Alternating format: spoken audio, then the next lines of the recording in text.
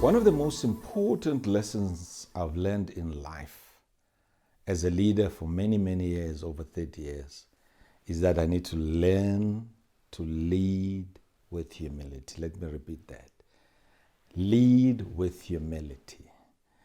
There is so much pomp and ceremony around you if you're a leader, whether you're a government leader, a minister, president, or CEO of the company, or group executive member, or head of the department, principal, teacher, whatever you are, priest, pastor, there is so much pomp and ceremony that actually may go into your heart, mind, and soul and create an element of arrogance. So I have to emphasize this. Lead with humility. Everyone needs to learn to be more humble. What do you need to do to demonstrate that? Is that you need to really position yourself with everyone that you work with and interact with in such a way that they feel they can access you, they feel that you are with them, and you're not above them. You're not sitting on that pedestal, that you're a little demigod. But they feel that you are accessible, you can interact with them. The second thing that you need to think about is consider yourself as a servant. Honestly, leadership is about serving all around you. It's serving the purpose of the organization, serving the goals of the organization, serving the purpose of the nation, serving the people. You know, the concept of servant leadership has been thrown out of the window now because we've got so much ego around the super CEOs in particular. It's about serving. It's about lowering your defenses so that people can see that you're vulnerable also. It's about withholding judgment. You know, sometimes we just like to judge people. It's about being there and helping people and serving them. Pope St. Francis, when he defines the concept of humble leadership, he says, you must smell like a flock. Smell like your flock. In other words, spend time with the frontline staff and team. Feel, experience, smell what they are going through. Specifically develop programs to make sure that even your senior management goes and work with the team. It's so important that we do that. In my organization, I just want to make sure that people, before they become senior managers, they go and serve as a petrol attendant first, so that they can experience the first customer interface. That helps them to understand what it means to support that petrol attendant who is our first line communicator or interactor with our customers. We also need to think very carefully about how we judge. There's a difference between assessment and judgment. And sometimes as leaders, we like to arrogate ourselves into a position of being a God to judge people. No, we need to assess people. And the idea of assessing is to assess people with the aim to develop their areas of improvement and give them an opportunity to grow and develop. It requires a dialogue. It requires an opportunity for them to give you feedback. It requires a mutual respect.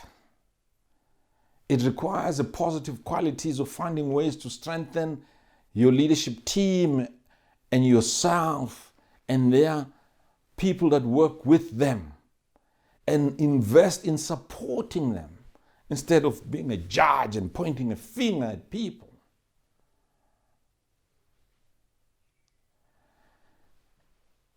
It requires that we don't just twinkle and change things, but we need to reinvent things. Particularly those organizations that are old and stereotyped, that are hierarchical. It's important that you reinvent them, because those ones were based on the fact that the boss is a boss. You have to reinvent them so that you can unleash the potential of other people, develop it, embrace it, and make sure that they participate in reinventing the organization. We need to look at practices in the organization, business practices, and see whether they reflect the ethos of humility. DOAs, for instance, delegation of authorities, are they just hierarchical, or they actually empower the people to make decisions? Promise you, you have to maintain your employees, and you can only maintain them if they feel that they are working for a humble leader. One of the great things a humble leader does is to make inclusion a top priority. Inclusion is to create an environment where everybody feels welcomed, feel embraced, feel that they can make a contribution, and they can get their input into decision making, and they can be trusted advisors with diverse experience. They can help in making a good decision, and they're not afraid to tell the leadership what they think is wrong. One of the great things that you need to do when you're leading with humility is avoid this insularity. In other words, you insulate yourself into your big office out there and a corner office, and people are scared of coming. And when they are coming to your office, they feel that they are coming to a principal's office to be spanked. No, you cannot isolate yourself in the business this day and time, because it's highly competitive, it's highly volatile, it's changing so fast. And if you just insulate yourself, I'm telling you, before you wake up, the world would have passed. And you wouldn't know what hit you and what hit your organization. Therefore, it's very, very important to continue to have accessibility to the people and people accessibility to you as a leader. That's a sign of humility. Some leaders are so inaccessible, it's unbelievable. You give them a call, they don't answer your call. You send an email, they don't return your email. It's pure arrogance. Don't tell me you don't have a time to return calls. Even how busy you are, your PA can be able to prioritize that. Another very important aspect of being a humble leader is that don't be fixated with your ideology, with your worldview that basically is intransigent. And you're the only one who is right. Choose pragmatism. Be alert, be practical, be proactive. Acknowledge reality and make appropriate adjustments every time. If you don't, I promise you, your competitors are just going to overrun you. And it's also important, the optics around you as a decision maker. If you look aloof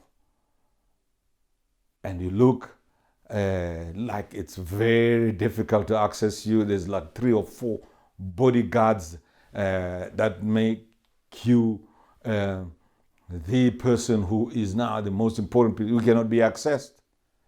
Those optics make people to say, okay, leave him alone. Let him make all the decisions.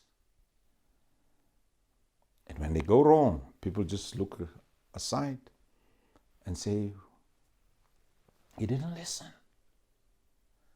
That's why things are going horribly wrong. It's very important to also understand in your organization that every organization has got politics. It's important that you resolve all those conflict areas. And if you're not close to the organization, you will never be able to pick up those and resolve conflicts that can be dysfunctional. It is also very important to continue to delegate and trust your people. Trust your people. People are smart. People want to work. People are motivated to make a difference. And if you give them an opportunity, they will surprise you. And it's important that your people understand the customers. In fact, they understand better than you sometimes. Don't you dare micromanage people. Allow staff to make decisions and judgment calls. These things show humility. And it's intellectual humility is more important sometimes. Because if you believe you're intellectually superior than any other person in the organization, and you believe that your ideas are the best ideas in the whole world, you will fall into a trap of what we call intellectual arrogance. And you are going to make major mistakes. As a leader, it's very important to live what we call in the frontier, in the front line. Be close to the people on the ground. Some great leaders actually know a person from the security gate, right through to the reception by name, right through to a person who is a cleaner. And those people, when you call them by name, it makes a huge difference. And sometimes you may have to make decisions which are unorthodox. But you are a humble leader. Your role as a leader is to serve. If you can understand that, that's it. Nothing more, nothing less. Now, there are times as a humble leader, you have to confront adversity. And when it comes, you confront it head on. Humility does not mean weakness. It means you need to be able, in a humble way, confront adversity. You can't hide from it. Deal with it promptly, decisively. Delaying actions raises suspicion and invites criticism. If there's anything that needs to be done, you do it quickly, particularly if there is a toxic person in the organization. Move with speed, especially if it doesn't reflect the values of humility. Even if he's a great performer and he brings all the orders, he brings all the sales, but if it doesn't reflect the spirit of humility and rub short everyone in achievement of his or her goals, be decisive in dealing with that, person or individual. Also, humility simply means that you're not only serving your customers, but you're serving other stakeholders, non-customers, the community in which you operate, stakeholders in government, stakeholders in the environment. It means you need to understand that humility is not only serving one stakeholder that is a shareholder, but all other stakeholders that are around your organization. Critical to do that, because humility requires that you serve all your stakeholders. And again, I just want to finish and complete this session by saying the season of super CEOs, the season of arrogant CEOs, the season of arrogant leaders is gone. The world that we're facing now is a completely changed world. It requires a completely different leadership style. It requires leaders that are humble, because there's so many uncontrollables right now. The world is uncontrollable. Therefore, if you think because you're arrogant, you want to control everything, you'll fail dismally. I urge you to develop first your inner humility, knowing that you're not an all-knowing person. You need other people around you.